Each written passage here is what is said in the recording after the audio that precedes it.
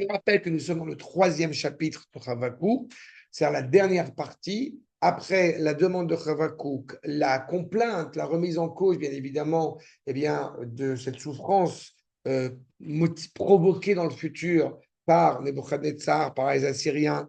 Et on a vu que Rabbi Yitzhak Abavanel une référence même à Édom. Alors, nous avons la troisième partie, le troisième chapitre, qui, lui, en réalité, eh bien, est une sorte d'excuse de Chavakouk auprès d'Akadosh Baruch Hu, peut-être d'avoir tenu de prime abord un propos qui n'était pas à la hauteur devant le Créateur. D'accord? Évidemment, il y a cependant une demande, clairement, de la part de Chavakouk, de faire en sorte que ces empires disparaissent rapidement pour amenuire la souffrance du peuple. D'accord? Vous savez, ça vous remet un petit peu dans le contexte. Et donc, effectivement, quand vous avez le verset 2, que je vous renvoie en haut avant de voir le commentaire, Hashem shamati shimecha, ir'eti Hashem po'alecha, bekerev shanim chayehu, bekerev shnaim todia, berogez rachem tiskor. Donc, Hashem, j'entends ce que je dois entendre. J'ai une crainte révérentielle, si je puis dire, envers toi. Pe'alecha bekerev. Et vous remarquerez qu'il y a justement deux fois ce mot de shanim, shanim. Donc, on va essayer de comprendre ce que ça implique, bien évidemment. Ton action, eh bien, avec les années qui avancent, si je puis dire, et qui donnent sens, qui donnent vitalité à cela, auprès des années qui s'écoulent, eh bien, annonce ta colère, todia berogez, et d'un autre côté, rachem tiskor, annonce ta colère et fait preuve aussi de miséricorde. Souviens-toi de ta miséricorde. On a cette ambivalence, bien évidemment, dont on a l'habitude. Regardez, s'il vous plaît, d'abord, Makor numéro 9, pardon. On reprend juste Makor numéro 9, avant de passer à Rashi. Hashem shamati shemecha yeretik, Gdushat Alevi, kelomar, ani shomea, sheata shomea tefileti vebakashati, velachen yereti. Regardez ce que nous dit le Rabbi Lévi Yitzhak de Berditchev. J'entends que tu entends ma prière. C'est le Navi qui parle à Kadosh Baruch Hu. Je sais que tu sais que je sais que c'est ça. Comme je vois que tu entends ma complainte, tu entends ma demande, donc j'ai une crainte, donc effectivement, j'ai une grande crainte révérentielle envers toi. Nous dit Rashi, Asher meolam shenifrata tamid, de tout le temps, de tout l'espace que tu as éprouvé, exprimé, si je puis dire, ta colère vis-à-vis de ceux qui justement voulaient te profaner ton nom, mimachisecha, velo arashaze ata sauvé. À chaque fois, tu as clairement, si je puis dire, exprimé ta colère vis-à-vis de ceux qui s'exprimaient contre toi. Et le pourri, justement, ce pourri-là, étrangement, tu es prêt à en souffrir. On parle de Nebuchadnezzar ou de Édom, mais tu es prêt à en souffrir. Ireti, Amarti, Nishtaneta, Midatadin, Be'avon Israël. J'ai une crainte, il y a une nuance un petit peu différente. Comment est-ce que cette vertu de la justice du projet divin est malheureusement est devenue vertu de rigueur à cause des fautes d'Israël? On est tous les premiers à dire, on entend plus ou moins l'expression de la souffrance, encore une fois, du peuple juif, mais il est rare qu'on essaie de faire une sorte d'introspection et de se rendre compte que peut-être on n'est pas vraiment, en tant que nation, en cohérence avec le projet divin. Et il nous importe de nous interroger de cela. Pa'alcha bekerev shanim chayeu, pa'alcha arishon, donc ta première dimension, ta première action, Shaïtan ifra lanu, mioivenu, bekerev, shenei atzara, shanu shruimba. Première action de ta part à Kadosh Baruch Hu, c'est de nous libérer de nos ennemis, dans lequel nous sommes de cette misère dans laquelle nous nous trouvons.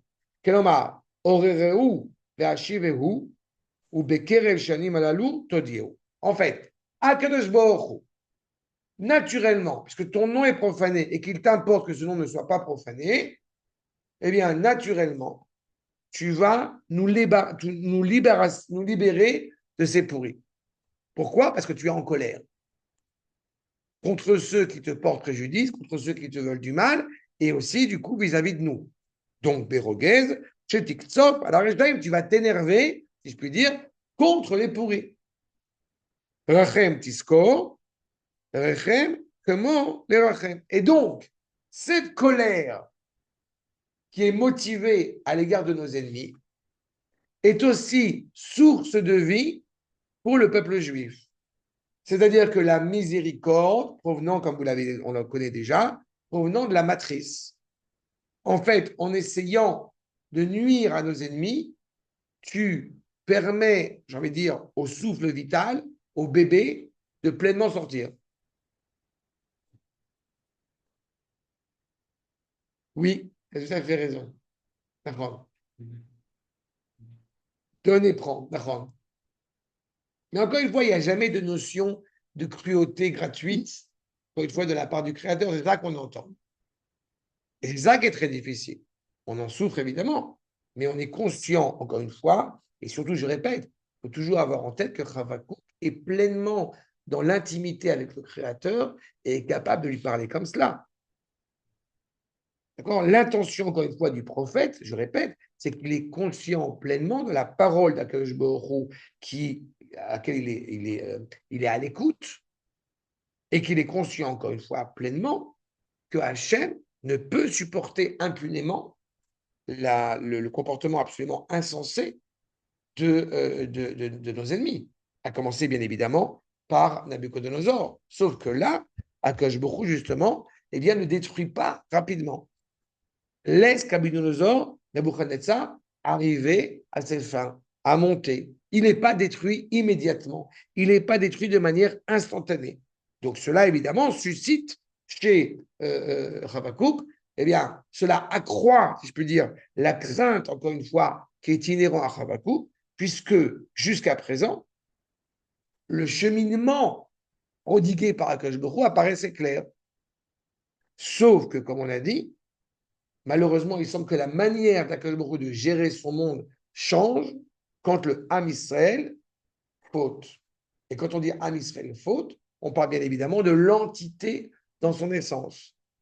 Je ne veux pas faire de digression, mais il est évident que quand on a en tête la Megillat Esther, on se rappelle de cet enseignement qui indique que quand vous êtes endormi, Akash Baruch il dort aussi. In Eloyanum Peloishan Shomer Israël. Vous dormez, Akash Baruch il dort. La nature d'Akash Baruch justement, c'est de ne jamais s'endormir, d'être toujours, encore une fois, en train de protéger Israël. Pardon?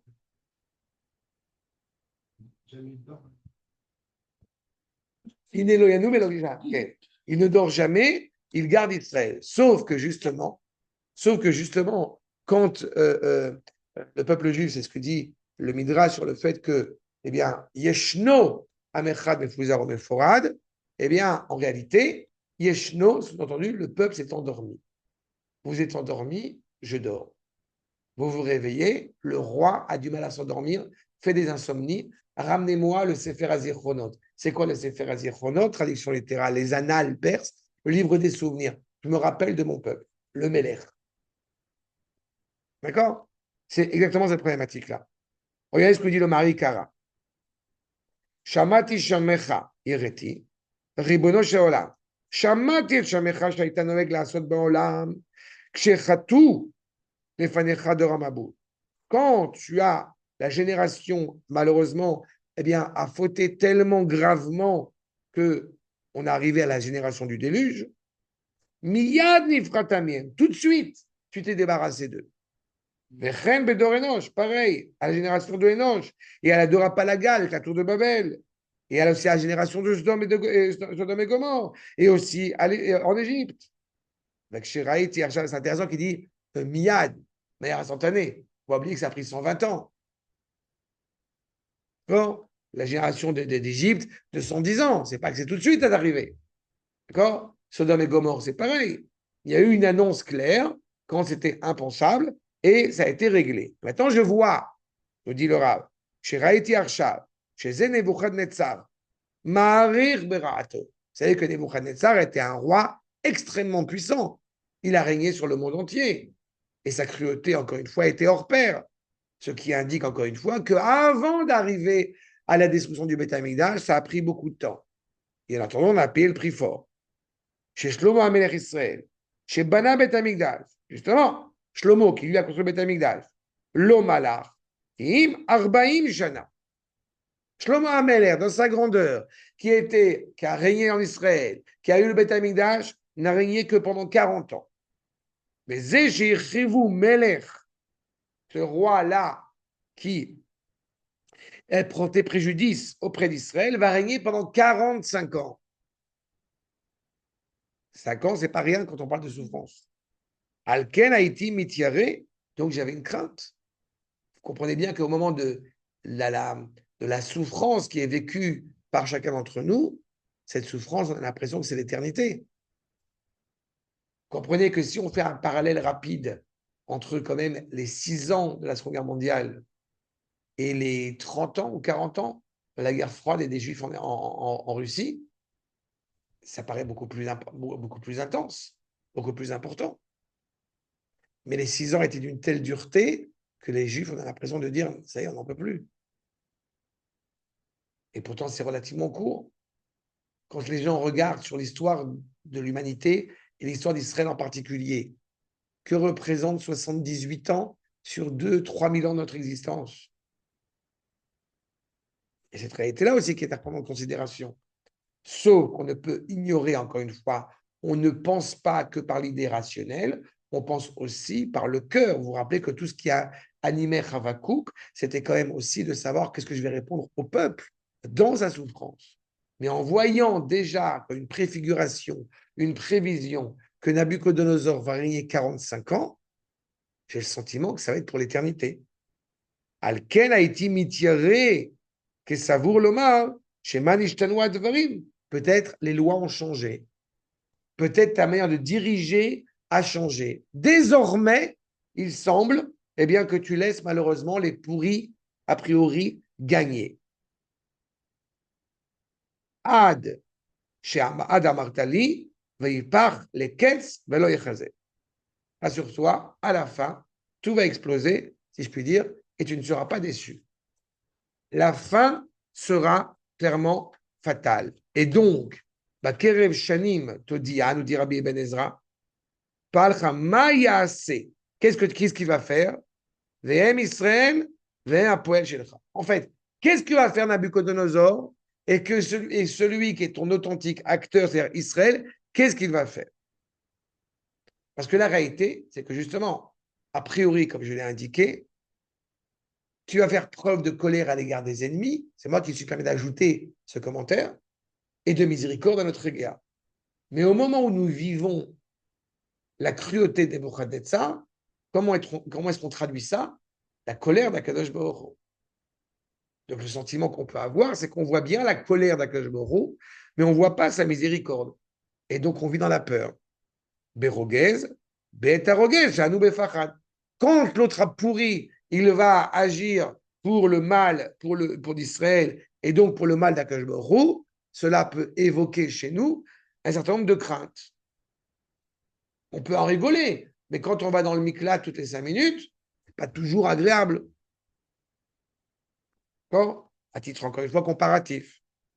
Que nous dit le Rav Yonatan Eifshitz, même accord numéro 13, donc justement, au fur et à mesure de ces années que nous vivons, parfois dans cette souffrance qui semble irréversible, Retzonoloma, de Kerev Shanim, accord numéro 13, Deine, sont pertinemment, il faut être conscient de cela, que 3 partenaires à l'homme sont Akash Baruch Hu, son père et sa mère. Ou Mevakesh Anavi. Et donc le prophète demande expressément Sheisher Aneshama Bekirbo, que cette Neshama demeure en lui, Vezu Hashem Poalecha. Le fait que Hashem agisse, c'est en fait la Neshama qui reste présente au sein du corps. Vous aurez compris que la Neshama présente au sein du corps essaye de nous épargner, d'éviter le moindre souffrance possible qui ferait que la Neshama partirait. Donc éviter la mort. Bekarov Shanim, Bekarov Chelkei Aviv Veimo, Donc, 2 fois le mot shanim, sous-entendu Bekerev shanim. Première dimension, que j'ai une vie qui a un sens. Deuxième, que biologiquement parlant, je puisse demeurer vivant le plus longtemps possible. Zeagouf Rayeu, Aneshama Betoragouf. L'âme dans le corps de l'homme. Encore une fois, il y a des souffrances qui sont tolérables, supportables, et d'autres qui sont totalement insupportables. La cruauté de Nebuchadnezzar nous engage bien évidemment, malheureusement, à mourir. C'est la réalité dans laquelle nous vivons.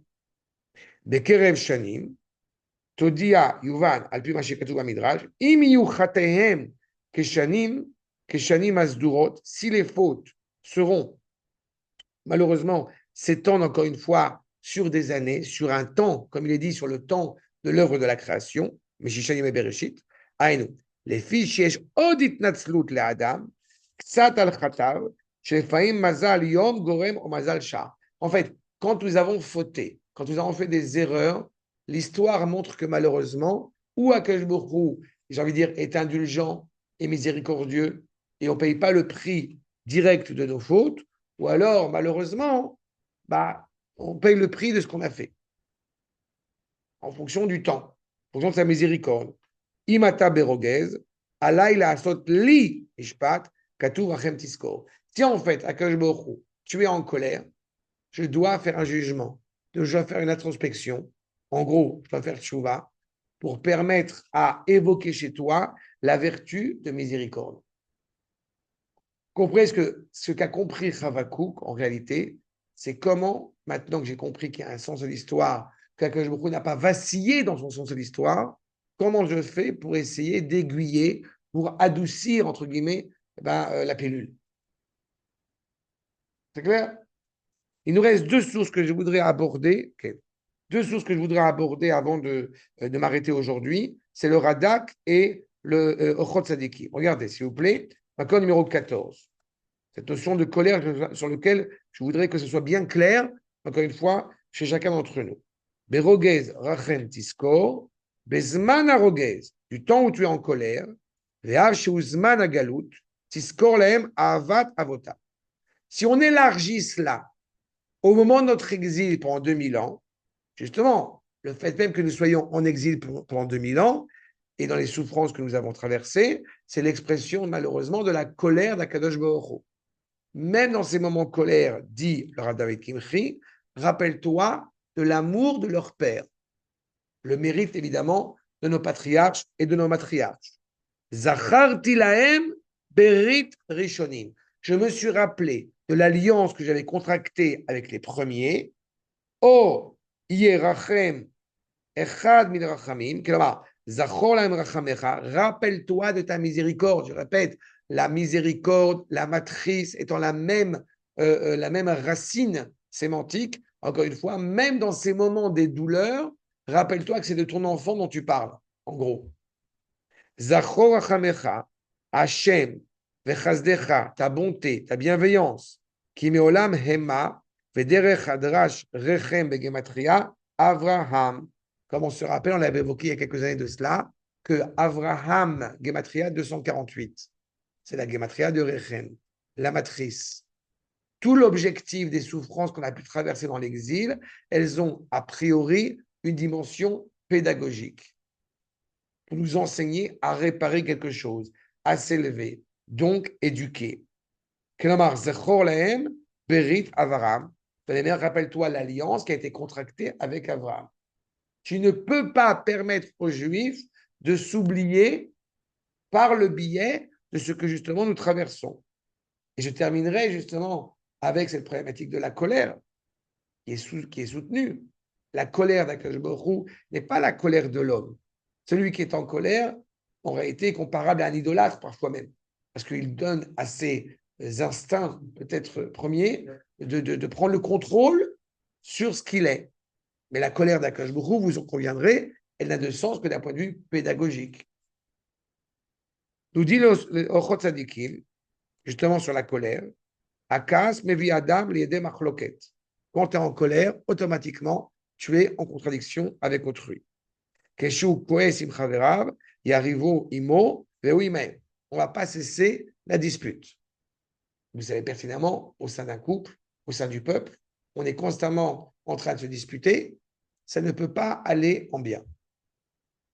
Il faut essayer d'arriver à opérer une sorte de bifurcation pour calmer cette colère. Veksheyesh machloket, automatiquement, quand il y a une controverse, quand il y a une distorsion, yesh ina vesina. Automatiquement, malheureusement, ça va amener à la jalousie et à la haine. Vous allez me dire, et dans ce cas-là, dans le Beth Midrash, parfois on entend des paroles fortes, des paroles même emportées. En quoi cela est différent de cela?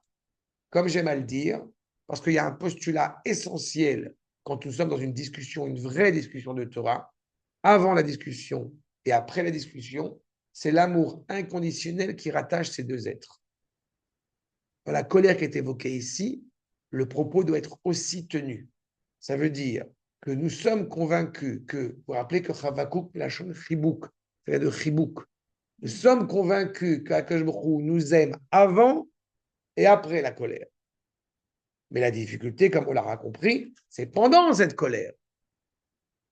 C'est ça que demande Chavakouk. Akoes, monea leva adam, mikola tovot. Quand tu es en colère, eh ben, tu empêches, a priori, ton cœur de faire preuve de bienveillance, de bonté. Chez Adam Koes, enlève les rachem alanim. Quand tu es en colère, tu ne pourras pas en même temps faire preuve de miséricorde. Ou Hashem itbarach. Mais justement, concernant Akash Baruch Hu, si tu es en colère, tu ne peux pas être bienveillant et faire preuve de miséricorde a priori à l'égard de Israël. Mais le Roi Tzadikim cite justement le verset que nous étudions. B. Rogez rachem tiskor, veze rachok mod midarke barsavadam. On ne peut pas être en colère et à la fois faire preuve de miséricorde. La seule parallèle qui éventuellement est envisageable, c'est le rôle du père qui éduque son enfant avec une extrême justesse. Je peux être très en colère contre mes enfants, mais à quel point je serai animé par une réelle miséricorde en même temps. Je pense qu'il est évident, excuse-moi, je pense qu'il est évident, entre parenthèses, quand les enfants sont plus jeunes, sont plus petits et que la fessée s'avère une nécessité, il nous est clairement stipulé de ne pas utiliser d'objets. Pourquoi? Pour ressentir la force, pour ressentir comment dirais-je, le mal qu'on peut faire à un enfant, même s'il a des fins pédagogiques. Mais Hachem, il est des fois en colère après nous, quand même. Et c'est ce qu'on a dit. Mais Oui, malgré justement. tout, l'inquiétude de Havakouk, c'est que est-ce que cette colère, elle sera malgré tout motivée ou animée de miséricorde? La réponse, c'est la difficulté. Mais quand tu as que Dieu préserve un homme qui bat sa femme, Mais je ne parle pas de l'homme, moi je parle de il a raison, justement. mais il a fait un parallèle entre les deux. Comment est-ce que justement, chez l'homme, a priori, quand il y a la colère qui existe, alors il n'y aura pas de miséricorde, alors que chez Akash Baruch Hu, c'est ça qui est énoncé, c'est que même quand il est en colère, il y a malgré tout une expression de miséricorde. Seulement, c'est facile à dire autour d'une table, intellectuellement parlant, ce que je vous dis, autant dans les faits, dans les souffrances qu'on a traversées, c'est pas toujours facile à percevoir. C'est ça la difficulté. Akaas mevatel kavanata lev à Adam batfila. Quand, encore une fois, on est en colère, on ne peut pas prier comme il se doit. Ve'en hashechina, et la présence d'Akash Baruch Hu ne peut pas résider au milieu de la colère. Akaasan lo yechacham gadol, celui qui est en colère, sa sagesse, Dieu sait, il serait sage, cette sagesse le fuit. Quand tu es en colère, la sagesse, l'intelligence, toute ta connaissance, quelle qu'elle soit, ne peut supporter de demeurer une seconde de plus. C'est malheureusement la question sur Moshe. Okay. Okay. Mais c'est compliqué. Moshe, tu peux rentrer dans un sujet. À la fin des 8 chapitres du Rambam, je te raconte toujours cette anecdote, que la première fois que j'ai étudié les Shmoné Prakim, les 8 chapitres du Rambam, où il y a un modèle, le Rambam évoque la colère de Moshe, je tremblais en lisant ça. Et j'appelle mes maîtres, notamment celui qui était mon Rabbi, et je lui demande comment je dois recevoir ça, comment je sens ça. Il dit, qu'est-ce que tu as ressenti quand tu as lu ça? Mais quelle question? Il y a le Rambam d'un côté, je tremble, il y a Moshe de l'autre côté, je tremble, mais il sait très bien. C'est comme ça que tu dois ressentir. L'objectif d'un livre de morale n'est pas de nous indiquer comment s'est comporté Moshe ou David, de nous faire comprendre à nous, encore une fois, bien évidemment, à quel point la colère peut être préjudiciable pour nous. D'accord? Et Moshe Rabbeinu, il est vrai qu'on l'a un peu énervé pendant 40 ans quand même. D'accord? Chez l'œil, puisqu'encore une fois, tu es en colère, donc tu ne peux pas répondre et parler avec justesse. Mais kol dvarav, lo be'atzkil, tout ce que tu vas dire ne va pas être motivé par l'intellect, par la raison. Akasan monea me'atzmo, musarim betorechot. Puisque justement tu es en colère, tu t'empêches, tu n'es plus mené par une réelle volonté de remontrance, c'est-à-dire de remontrance pédagogique. Se mettre en colère, tout le monde sait le faire. Mais arriver à discuter avec quelqu'un pour essayer de le remettre sur un droit, on va dire, sur un chemin cohérent, c'est beaucoup plus complexe. On parle de l'homme, que de l'homme. Justement. Non. En adam rachai les galot lotaouyotav, vedrachav amechoarot. Encore une fois, un homme n'est pas en mesure, ne doit pas révéler ses chemins faibles à autrui, justement, ces moments de colère. Qui kol adam yifached mimenu, chacun aura peur de l'autre. La guidlo inav, du coup, tu auras peur. Tu vas pas aider la personne qui fait des bêtises, puisque, encore une fois, tu lui inspires la peur. Ou Yargazala, automatiquement, il va se mettre en colère contre lui. Encore une fois, même si la remontrance s'avère quelque peu juste, tu ne pourras pas l'accepter en aucune manière, dans la mesure où elle est motivée par la colère. En ce qui concerne la colère d'Akash Borou, ce n'est pas seulement une sorte de, comment dirais-je, d'un côté il y aurait cette colère-là et de l'autre côté il y aurait la miséricorde. En fait, ce que nous enseigne ici le Radak ou Ochot Sadikim, encore plus, c'est de bien saisir que toute forme de colère d'Akash Baruch prend en elle, en plus, en même temps, en symbiose, la miséricorde. C'est-à-dire que quel que soit l'événement qu'on a traversé, vous prenez Simchat Torah comme étant des événements où les soldats qui sont malheureusement ont été tués au front. Eh bien, malgré tout, et quand on commence à regarder, à chercher, à voir les miracles, à voir l'héroïsme de nos soldats, etc., par exemple, pour prendre un exemple contemporain, eh bien, nous y voyons là encore à la fois la colère d'Akash Baruch Hu, clairement qui va être motivée face à nos ennemis, mais aussi la miséricorde énorme d'Akash Baruch Hu à l'échelle du peuple. Je vous accorde, à l'échelle de l'individu, c'est plus compliqué à gérer. Pardonner à son C'est peuple. pas seulement pardonner. Miséricorde, c'est pas que pardonner. Miséricorde, c'est pas que pardonner. Miséricorde, ça veut dire, comme j'aime à le répéter, miséricorde, c'est-à-dire je sais que tu n'es pas encore à la mesure de ce que j'attends de toi, mais j'ai confiance, tu le seras. C'est ça la miséricorde. C'est pas que pardonner. Pardonner, ça veut dire que tu as fait une faute, je te pardonne. Non, miséricordieux, c'est qu'on élève un enfant, par exemple, dans le temps. Exactement. Exactement.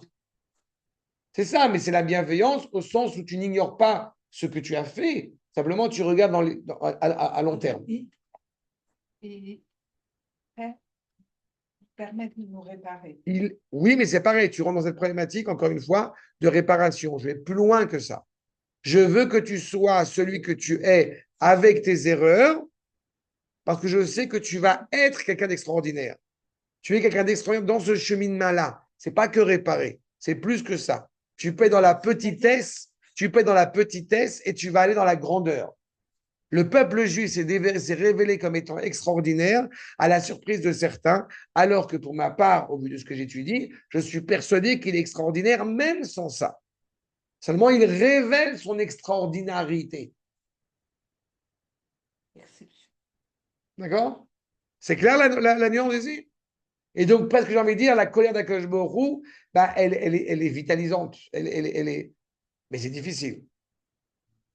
C'est ce que Chavakouk est en train de nous laisser entendre. D'accord? Bien.